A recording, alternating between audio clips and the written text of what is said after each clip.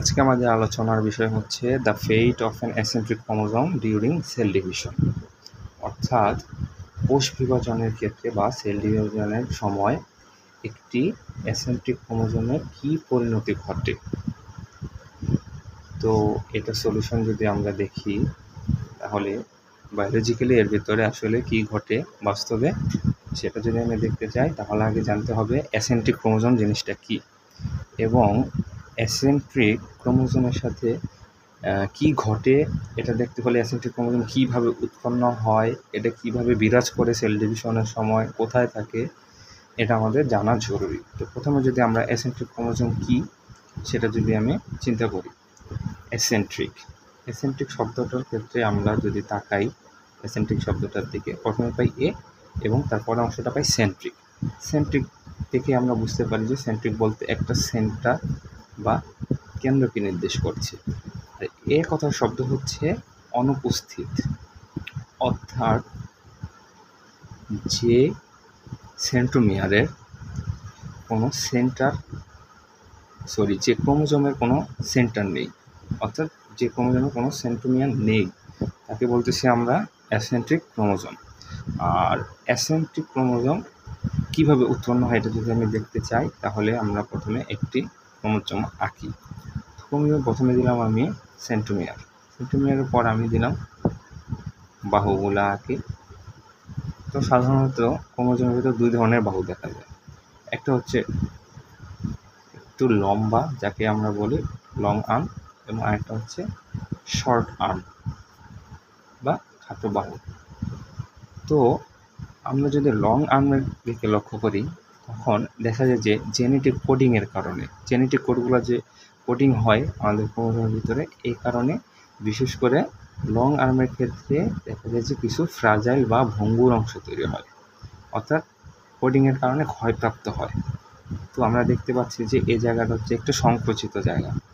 তো কোডিং হতে হতে আর ক্ষয়প্রাপ্ত হতে হতে এই অংশটা আস্তে আস্তে কী হয়, আরও সংকীর্ণ হয় এবং এক পর্যায়ে এখান থেকে একটি আলাদা খণ্ডিত ফ্রাজাইল একটি অংশ তৈরি হয়। আমি যদি ক্রোমোজোমের লং বাহুর একটা অংশ দেখাই, এটাকে যদি লং বাহুর একটা অংশ ধরি তাহলে এটা একটা আলাদা স্বাধীন ক্রোমোজোম হিসেবে কাজ করে এবং যাতে আমরা দেখতে পাচ্ছি যে কোনো সেন্ট্রোমিয়ার নেই, অর্থাৎ এই ফ্রাজাইল অংশটা আলাদা বা খণ্ডিত হওয়ার মাধ্যমে কিন্তু একটি অ্যাসেন্ট্রিক ক্রোমোজোমের সৃষ্টি হলো। এখন আমরা দেখব এই অ্যাসেন্ট্রিক ক্রোমোজোম সেল ডিভিশনে কী অবস্থায় বিরাজ করে। সেল ডিভিশনের ক্ষেত্রে আমরা যে 4টি পর্যায়ে দেখি মোটামুটি, তার ভিতরে একটি হচ্ছে প্রোফেজ, তারপর হচ্ছে মেটাফেজ, অ্যানাফেজ এবং টেলোফেজ। এই 4টি পর্যায় খুবই গুরুত্বপূর্ণ। তো আমরা জানি যে মেটাফেজ পর্যায়ে কোষ বিভাজনে মেটাফেজ পর্যায়ে ক্রোমোজোমগুলো খুব ভালোভাবে দেখা যায়। কোষ বিভাজনের সব পর্যায়ে কিন্তু আসলে ক্রোমোজোমগুলো দেখার কোনো স্কোপ নেই। তো মেটাফেজ পর্যায়ে সবচেয়ে ভালোভাবে দেখা যায়। এর কারণ হচ্ছে আমরা এইচএসসি লেভেলে পড়াশোনা করেছি যে ক্রোমোজোমগুলো মেটাফেজ পর্যায়ে সবচেয়ে বেশি রঞ্জক ধারণ করে, তাছাড়াও সবচেয়ে মোটা এবং খাটো হয় এবং আমরা অনুবেক্ষণ যন্ত্রের মাধ্যমে দেখতে পারি। তো মেটাফেজ পর্যায়ে আমরা দেখতাম যে এটা যদি আমি সেল ওয়াল চিন্তা করি, এখানে ছিল আমাদের স্পিন্ডল ফাইবার, মাইক্রোটিউবিউলে স্পিন্ডল ফাইবারে সেন্ট্রোমিয়ার যুক্ত ক্রোমোজোমগুলো যুক্ত হতো এভাবে, অর্থাৎ স্পিন্ডল ফাইবারের সাথে যুক্ত হচ্ছে আমার সেন্ট্রোমিয়ার ক্রোমোজোমের। এটা হচ্ছে মেটাফেজ পর্যায়ে আমরা অ্যানালাইসিস করলাম বা কোনো মাইক্রোস্কোপের আন্ডারে আমরা দেখতে পাব। কিন্তু অ্যানাফেজ পর্যায়ে আবার আমরা কি দেখতাম, অ্যানাফেজ তো একটা চলন দশা নির্দেশ করে, অ্যানাফেজ মানে হচ্ছে চলন। সেক্ষেত্রে আমরা দেখতাম কি যে মেটাফেজ পর্যায়ের শেষের দিকে সেন্টিমিটারগুলো বিভক্ত হয়ে যেত এবং যদি এটাকে টিউবিউল চিন্তা করি এবং এটাকে যদি আমি স্পিন্ডল ফাইবার চিন্তা করি তাহলে বিষয়টা ছিল এরকম যে এই সেন্টিমিটার বরাবর ভাগ হতো, ভাগ হওয়ার পরে কি মেরুমুখী চলন দেখা দিত। এটা হচ্ছে একটা মেরু, এটা হচ্ছে আরেকটা মেরু এবং বিপরীত মেরুর দিকে সেন্টিমিটারটা থাকতো ঊর্ধ্বমুখী এবং বাহুগুলো থাকতো নিম্নমুখী। একইভাবে সেন্ট্রোমিয়ার ঊর্ধ্বমুখী, বাহুগুলো নিম্নমুখী। এখন যেহেতু এটা যাচ্ছে এই মেরুর দিকে এবং এটা যাচ্ছে এই মেরুর দিকে, তাহলে চিন্তা করলে কি সেন্ট্রোমিয়ার ঊর্ধ্বমুখী, বাহুগুলো নিম্নমুখী। এটা যেহেতু এদিকে যাচ্ছে, নিচের দিকে আসতেছে এই মেরুর দিকে, তার মানে এর সেন্ট্রোমিয়ারটা হচ্ছে ঊর্ধ্বমুখী, বাহুগুলো একদম নিম্নমুখী।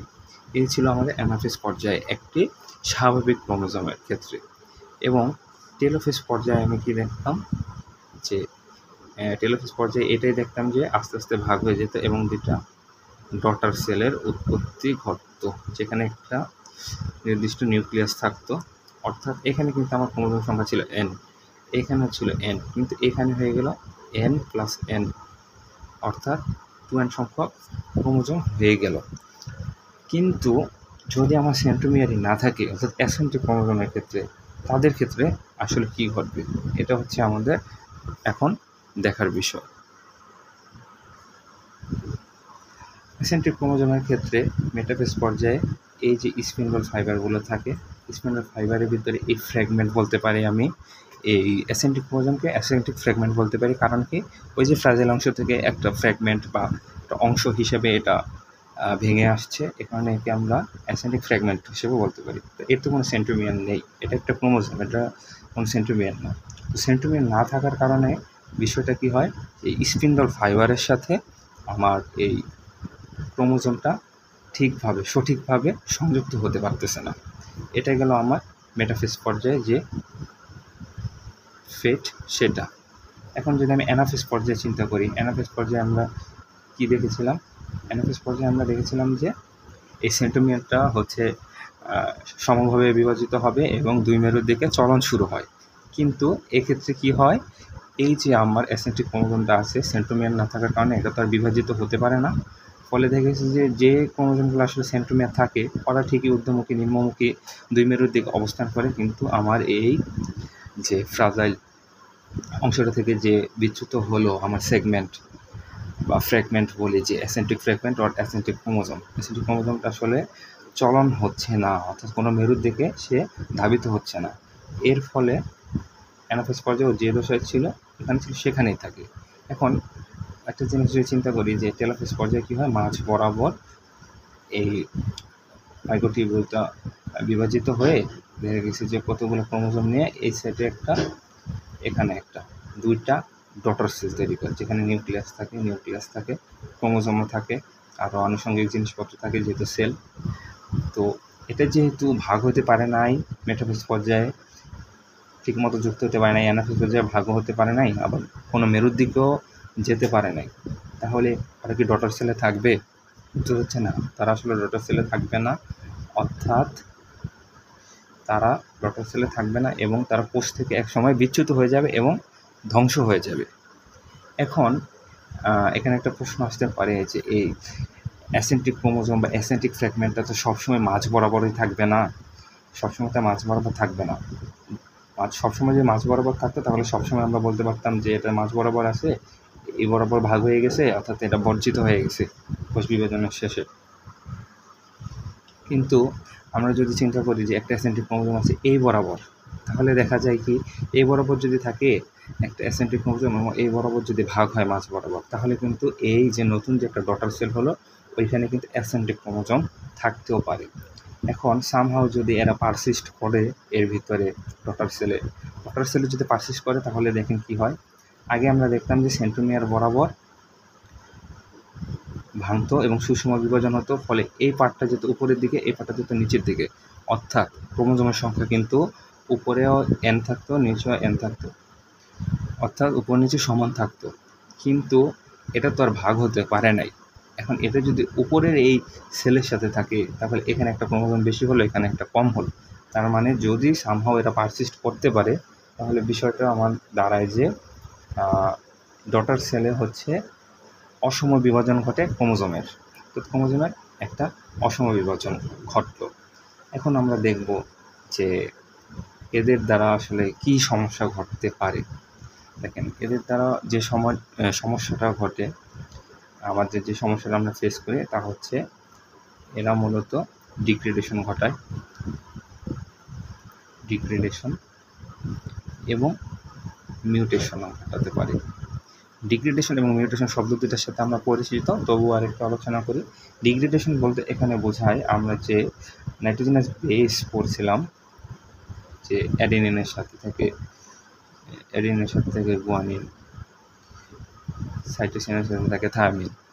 এই যে একটা সিকোয়েন্স অনুসারে থাকে আমাদের ডিএনএতে, ক্রোমোজোমের ডিএনএ স্ট্রাকচার, এই স্ট্রাকচারটা ওরা যে ভেঙে ফেলে, এটাকে বলতেছি আমরা ডিগ্রেডেশন। আর এটা যখন স্থায়ীভাবে পার্মানেন্টলি ডিগ্রেডেশন ঘটবে, অর্থাৎ পার্মানেন্টলি এই সিকোয়েন্সটা যদি চেঞ্জ করে, তখন আমরা তাকে বলতেছি মিউটেশন। মিউটেশনের সাথে কিন্তু আমরা ক্যান্সারের একটা ভালো লিঙ্কেজ দেখতে পাই। হ্যাঁ, মিউটেশনের মাধ্যমে দেখে যে ক্যান্সার হয়। তো এই জিনিসটা কীভাবে হয়, আমাদের মানবদেহে কতগুলো জিন থাকে, তাদের বলা হয় কি, আমরা পড়ছি অঙ্কোজিন নামে। এর পুরো নাম হচ্ছে প্রোটঙ্কোজিন। এই প্রোটঙ্কোজিনের ভিতর অন্যতম আমরা একটা উদাহরণ করছিলাম P53 একটা জিন, এর আসলে ক্যান্সারের ক্ষেত্রে দায়ী। আসলে এটা কীভাবে দায়ী? তো আমরা যদি এই P53 জিনকে ধরে পুলিশের সাথে তুলনা করি, তাহলে পুলিশের কাজ হচ্ছে কি, সন্ত্রাসীদের ঠেকানো, সন্ত্রাসীদের আটকানো। এক্ষেত্রে সন্ত্রাসী কারা? তাহলে ভাই এক্ষেত্রে সন্ত্রাসী হতেছে আমার অ্যাসেন্ট্রিক ক্রোমোজোম। এই অ্যাসেন্ট্রিক ক্রোমোজোমের কারণেই ডিগ্রেডেশন ঘটতেছে। এটা তো পাহারা দেয় যাতে ডিগ্রেডেশন না ঘটতে পারে, এবং স্থায়ী ডিগ্রেডেশন হলে তো মিউটেশন হয়ে যাবে, মিউটেশনটা যাতে না হতে পারে। তো এই P53 জিনকে যখন ফাঁকি দিয়ে এই অ্যাসেন্ট্রিক ক্রোমোজোমটা আপনি ডিগ্রেডেশন ঘটায় এবং এক পর্যায়ে দেখা যায় পার্মানেন্টলি এই সিকোয়েন্সটা চেঞ্জ করে ফেলে, তখন আমাদের দেখা যায় মানবঘাতী ক্যান্সার। তো এই হচ্ছে একটা অ্যাসেন্ট্রিক ক্রোমোজোমের ফেট, এবং এর ফলে আমাদের কি কি সমস্যা ঘটতে পারে সেগুলো আলোচনা করার চেষ্টা করলাম। সেল ডিভিশনের ক্ষেত্রে আসলে এভাবে একটা অ্যাসেন্ট্রিক ক্রোমোজোমের পরিণতি ঘটে। তাছাড়াও আমরা মাঝে মধ্যে দেখতে পাই এই যে যখন হচ্ছে এই ডটার সেলে যদি অ্যাসেন্ট্রিক ক্রোমোজোমটা না যায়, তাহলে কি হয়, অনেক ক্ষেত্রে যে আমাদের অ্যানাফেজ পর্যায়ে যখন এরা হচ্ছে বর্জিত হয় কোষ বিভাজনে, তখন এরা হচ্ছে সাইটোপ্লাজমে চলে আসে এবং সাইটোপ্লাজমে মুক্তভাবে বিরাজ করা শুরু করে। এবং মাঝে মধ্যে দেখা যায় যে এই ক্রোমোজোমকে ঘিরে একটা পাতলা নিউক্লিয়ার মেমব্রেন গঠিত হয়, এবং এদেরকে আমরা বলে থাকি হচ্ছে মাইক্রো নিউক্লিয়াস। অর্থাৎ এই যে আমাদের অ্যাসেন্ট্রিক ক্রোমোজোম যখন আপনার কোষ বিভাজনে স্পিন্ডল ফাইবার থেকে বা টিউবিউলস থেকে যখন মাইক্রোটিউবিউলস থেকে যখন বাদ পড়লো এদের সেন্ট্রোমিয়ার না থাকার কারণে, তখন এরা সাইটোপ্লাজমে চলে আসে এবং মুক্তভাবে থাকা শুরু করে যতদিন পর্যন্ত না এরা ধ্বংস হয়। তখন দেখা যায় যে সাইটোপ্লাজমের ভিতরে যে অ্যাসেন্ট্রিক ক্রোমোজোমটা থাকে, তখন নিউক্লিয়ার মেমব্রেন তৈরি হয়, এবং এই নিউক্লিয়ার মেমব্রেনের মাধ্যমে একটা মাইক্রোনিউক্লিয়াস তৈরি করতে হয়। এরকম অসংখ্য মাইক্রোনিউক্লিয়াস তৈরি হতে পারে, কিন্তু এদের সর্বশেষ ফেট হচ্ছে কি, এরা আসলে ধ্বংস হয়ে যায়। তো এই হচ্ছে একদম সম্পূর্ণ একটি অ্যাসেন্ট্রিক ক্রোমোজোমের সেল ডিভিশনের সময়কার পরিণতি। এই ছিল আজকে আমাদের টপিক।